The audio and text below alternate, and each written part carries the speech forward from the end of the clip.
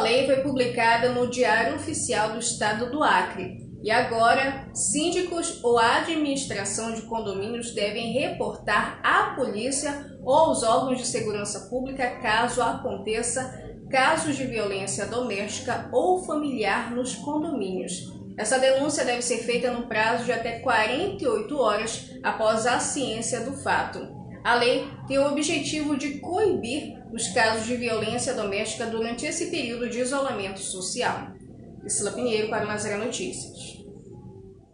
Na entrevista de hoje vamos falar sobre a reabilitação cardiopulmonar. O procedimento é sugerido para pessoas acometidas pela Covid-19 e que ficam com sequelas como cansaço e falta de ar.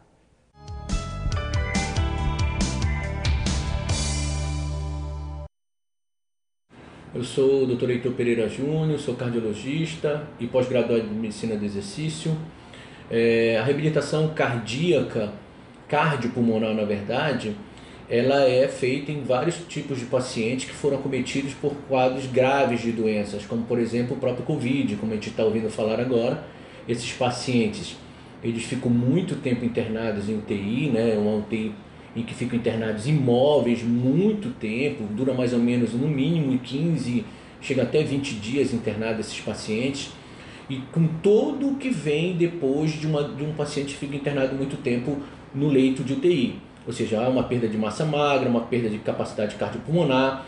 Esses pacientes são invadidos por vários tipos de procedimentos, com catéteres, tubos, e esses pacientes então eles perdem muita capacidade cardiopulmonar deles. Então esses pacientes, quando recebem alta, eles saem muito debilitados. Nesse primeiro momento, e quando a gente está falando de reabilitação cardíaca ou cardiopulmonar, a gente também tem que incluir que é um contexto total, ou seja, também faz parte também a reabilitação do ponto de vista muscular também, já que esses pacientes perdem muita massa magra. Então, se você for observar esses pacientes quando que vão de alta para um apartamento, eles não conseguem andar, muitas vezes eles não conseguem falar, eles não conseguem comer, eles perdem massa magra não só na parte dos grandes músculos, mas também nas musculaturas acessórias, nas musculaturas que são responsáveis para a gente respirar. Então o papel nessa primeira fase, que é a fase 1 hospitalar, é muito importante do fisioterapeuta e do fonoaudiólogo. Então essa é a fase 1 em que há uma intervenção do ponto de vista principalmente respiratória e principalmente tentar fazer algum tipo de exercício resistido, ou seja, com elástico e alguns aparelhos, para tentar colocar esse paciente em pé, para ele começar a se locomover dentro do próprio apartamento. A partir daí que ele recebe alta, a gente entra numa fase 2. Já em casa, ele continua ainda com a fisioterapia respiratória, da mesma maneira que ele estava fazendo no hospital. Só que isso depois vai intensificando. A partir daí, assim que der, e o mais rápido possível, ele tem que partir para um centro de reabilitação. Porque a gente sabe que o paciente que fica muito tempo internado numa UTI, ele fica isolado da família muitas vezes, principalmente porque essa doença infecto-contagiosa, que é o Covid, que a gente vai observar muitos pacientes com distúrbio de ansiedade, pacientes com trauma pós-estresse, estresse pós-trauma, desculpa, e esse paciente acaba realmente saindo com, às vezes, síndrome de pânico, e aí entra o papel do psicólogo, tá? Que pode ser feita essa abordagem no hospital. Mas da feita que ele vai para o centro de reabilitação, em que é multiprofissional, em que todos esses profissionais estão presentes, que são médico, fisioterapeuta, fonoaudiólogo, se puder, nutrólogo ou nutricionista, o psicólogo e o terapeuta ocupacional, o enfermeiro e o educador físico, é ideal que faça parte dessa equipe, tá? E aí a gente tem que abordar esse paciente como um contexto total, sistêmico. Não adianta só eu trabalhar a parte cardíaca e a parte pulmonar se o paciente tem uma tendência à depressão. Isso atrapalha no desenvolvimento da reabilitação como um todo. Então, é muito importante esses pacientes que tiveram, no contexto de doença crítica, doença grave, que pode ser cardiopatia ou pneumopatia, ou outras doenças, mas vamos falar agora do Covid, que é o que a gente vai presenciar agora, que esses pacientes tenham sim toda a excelência de uma reabilitação, porque senão a gente faz perder todo o trabalho que teve lá no início da doença.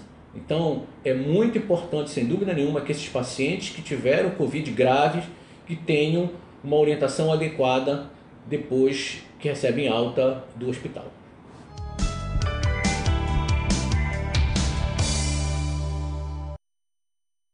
E agora o assunto é educação. O governo do Pará anunciou que fará correção no texto da lei que determina a redução de valores das mensalidades escolares aqui no Pará durante a pandemia. A lei estabelece redução obrigatória de pelo menos 30% nas mensalidades dos estabelecimentos privados de ensino, desde o infantil ao superior. A lei já havia sido sancionada, porém gerou dúvidas. No texto, lia-se que as parcelas deveriam ser negociadas entre as partes com início de 60 dias após o término das medidas de suspensão das aulas. O termo diferimento foi usado erroneamente no lugar do termo desconto. Imediatamente falei com o presidente da Assembleia e estão sendo feitas as adequações de redação para que possa ser sancionado o desconto de até 30% nos estabelecimentos privados, ensino infantil, fundamental, médio e ensino superior. Esta é uma iniciativa importante para que nós consigamos enfrentar a pandemia.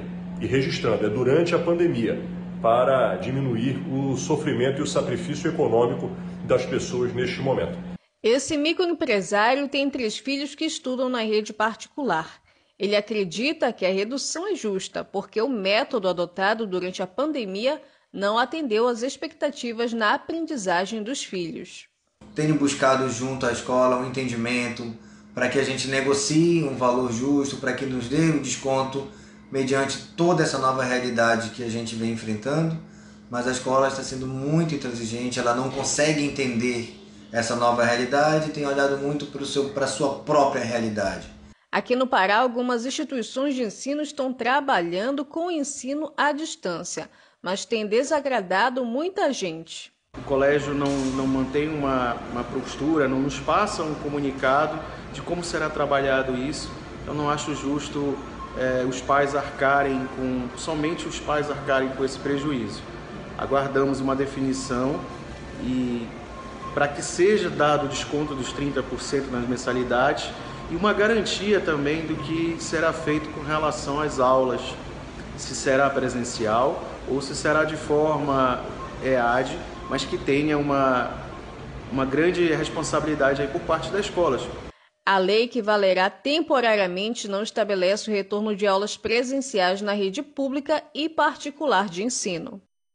E agora nós vamos falar de saúde. Um dos grandes gargalos que hospitais brasileiros vêm enfrentando é a falta de respiradores. Aqui no Pará, médicos estão usando uma tecnologia desenvolvida a partir de máscara de mergulho para tentar resolver esse problema. Vem do fundo do mar a solução para suprir a falta de respiradores nos hospitais paraenses. Seu Luiz Gonzaga foi um dos primeiros pacientes em Belém a usar a máscara adaptada enquanto esteve internado com a Covid-19. Em especial, eu queria fazer um agradecimento pela utilização da máscara de VNI, que são máscaras de ventilação não evasivas, o que possibilitou a minha mais rápida recuperação em termos de respiração, não necessitando, portanto, de utilização de UTI ou outros tratamentos um pouco mais agressivos. A tecnologia usada nas máscaras de mergulho ajuda pacientes com insuficiência respiratória.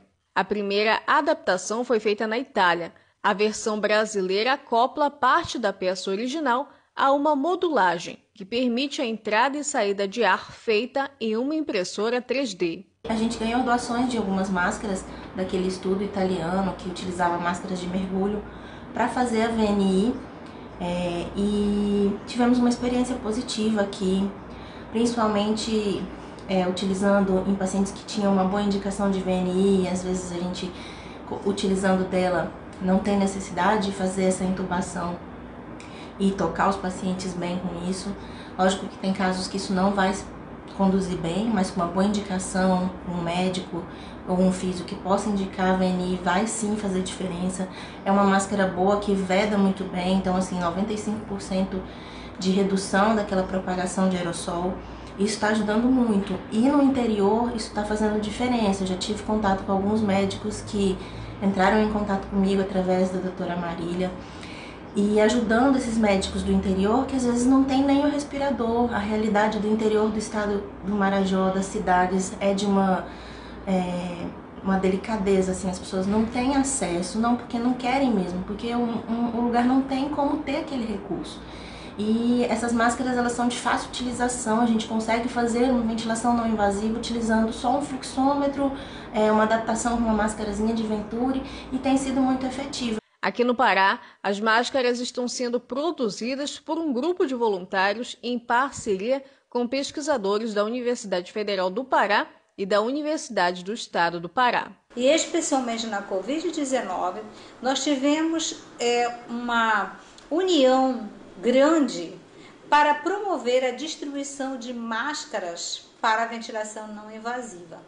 Então é uma iniciativa da Decathlon que produz, que iniciou esse trabalho na Itália, foi muito importante na situação que eles viveram, a questão da ventilação não invasiva, então utilizando as máscaras de mergulho. Então a Decathlon, a Motiro Saúde, Expedicionários da Saúde, Saúde e Alegria e o nosso grupo Solidários da Saúde que age nessa distribuição.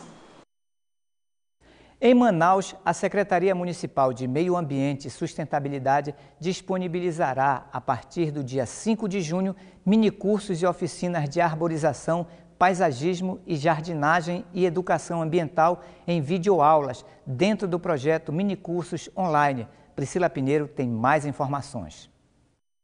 O objetivo do curso de paisagismo é permitir que a população tenha acesso aos conteúdos de minicursos, oficinas e palestras virtuais, que antes eram ofertadas de forma presencial com teoria e prática, mas que tiveram que ser suspensas por conta da pandemia do novo coronavírus.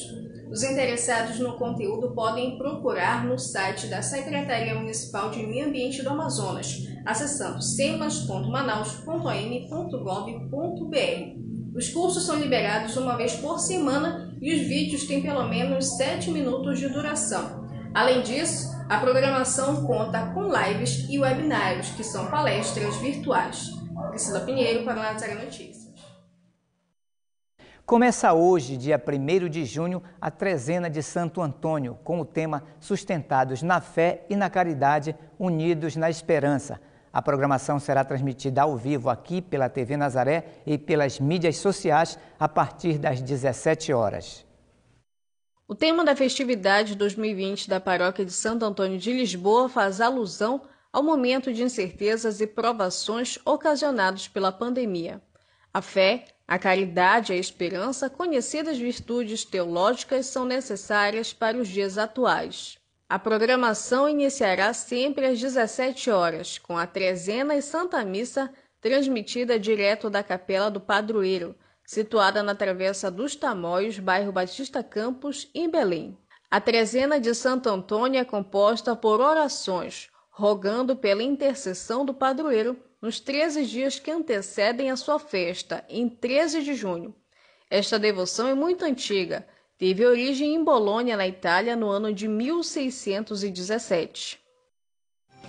E você pode participar da produção aqui do Nazaré Notícias. Envie para nós sugestões de entrevistas ou de reportagens para o nosso WhatsApp. O número é o 988023444. Aí você informa o seu nome e a sua cidade. Ajude os meios de comunicação da Arquidiocese de Belém. Faça parte da família Nazaré. Ligue 4006-9211. E você acompanha ainda nesta edição: incêndio de grandes proporções no bairro da Terra Firme, aqui em Belém. A coroação de Nossa Senhora de Nazaré e o lançamento do cartaz do Círio 2020.